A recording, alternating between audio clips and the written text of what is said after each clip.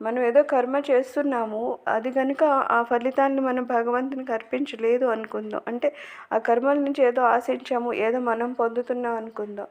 అప్పుడు అదేమవుతుంది అంటున్నారు, అది నిజమైన కర్మయోగం కాదంటున్నారు. ఎందుకంటే దాని నుంచి ఏదో నువ్వు ఆశిస్తున్నావు, నువ్వేదో పొందుతున్నావు. దానివల్ల మన మనసు కానీ బుద్ధి కానీ శుద్ధి అవ్వదనమాట. అదేం నిష్కామంగా చేయడం లేదు కదా, ఏదో స్వార్థంతో చేస్తున్నాం. స్వార్థంతో చేసింది మన మనసుని ఎట్లా శుద్ధి చేస్తుంది, చేయదు కదా. అందుకని ఆ శుద్ధి లేదు కాబట్టి దాన్ని కర్మయోగం అనమాట.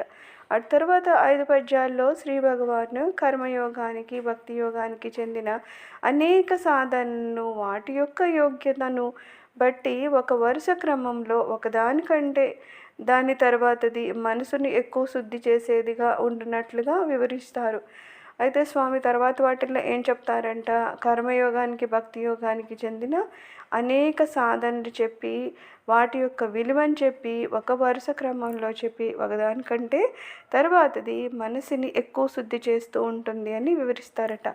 9వ పద్యమునందు ఆ సాధనలన్నీ చివరకు ఆత్మనిష్టలో అనగా పరాభక్తి తత్వంలో మహోన్నతమైన భక్తి యొక్క సత్యంలో కలిసిపోతాయని తెలుపుతారు. ఈ భక్తి మార్గాలు కొన్ని చెప్పారు. ఆ తర్వాత చివరిలో ఏం చెప్తారట, ఈ అన్ని భక్తి మార్గాల కన్నా ఇంకా పైన ఏది ఉంది సాధన అంటే ఆత్మనిష్ట అనమాట. మనము ఆత్మని గురించి తెలుసుకోవడం అనమాట. ఆత్మని తెలుసుకోవడం, ఆత్మవిచారం చేయడం, ఆత్మలో లీనమవడం. ఈ ఆత్మనిష్ట అనే తత్వం దగ్గరికి వచ్చేసరికి అది మహోన్నతమైన భక్తి అనమాట. ఈ సత్యంలో కలిసిపోవడమే అని ఆఖరికి తెలుపుతారనమాట. నువ్వు ఎన్ని భక్తి మార్గాల్లో అయినా ఉండు, ఎలా అయినా భక్తి చెయ్యి, కానీ ఆఖరికి ఏం తెలుసుకోవాలంటున్నారు, ఆత్మని తెలుసుకోవాలి, ఆత్మలో లీనం అవ్వాలి. అప్పుడు మాత్రమే నువ్వు సరి అయిన భక్తి మార్గంలో ఉన్నట్టు అనమాట. ఇది నిశ్చయము. పూజ, జపము, ధ్యానము అనినవి శరీరము, వాక్కు, మనసుచే చేయబడే పనులు. అవి ఒకదానికంటే మరి ఒకటి శ్రేష్టమైంది అంటున్నారు. పూజ కానీ జపం కానీ ధ్యానము అనేవి ఏమవుతాయి, శరీరము, వాక్కు, మనసుతో చేస్తాం అవి కదా. అవి ఒకదానికంటే మరొకటి శ్రేష్టమైనవి. అవన్నీ శ్రేష్టమైనవే, కానీ ఏమవుతుంది, అవన్నీ మనము చేసినప్పుడు ఆత్మ దగ్గర మనము ఆలోచన పెడితే మన మనసు పూర్తిగా ఆత్మయందు లీనం చేసి ఇవి చేస్తే దాని ఫలితం ఒకలా ఉంటుంది. కానీ ఇవి చేసేటప్పుడు ఎక్కడో కామ్యాలు ఉంటాయన్నమాట. ఇది చేస్తే అది వస్తుందట, అది చేస్తే ఇది వస్తుందంట అనుకుంటూ చేసేవి అది నిష్కామమైన భక్తి కాదనమాట.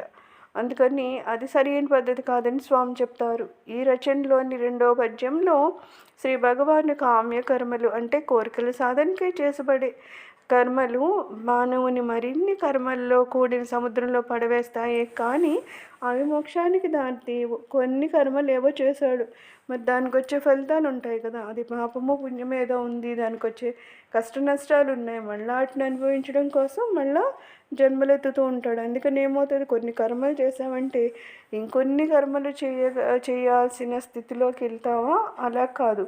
నిష్కామ కర్మ చేసావు, ఏదన్నా మంచి పని చేసావు, దాన్ని మళ్ళా స్వామివారికి అర్పించేసామంటే అక్కడ ఏం చేస్తున్నాము, మన పాపుణ్యాలన్నింటినీ మనము పూర్తిగా తీసి పడేస్తున్నాం అనమాట. దానివల్ల మనకి మోక్షం వస్తుంది. అంటే తిరిగి తిరిగి మళ్ళీ జన్మన్నాలు రావన్నమాట. ఎప్పటి వరకు నువ్వు ఎటువంటి ఆశించకుండా నిష్కామంగా చేస్తామో అప్పుడే అవి భక్తి అని చెప్పబడుతుందన్నమాట.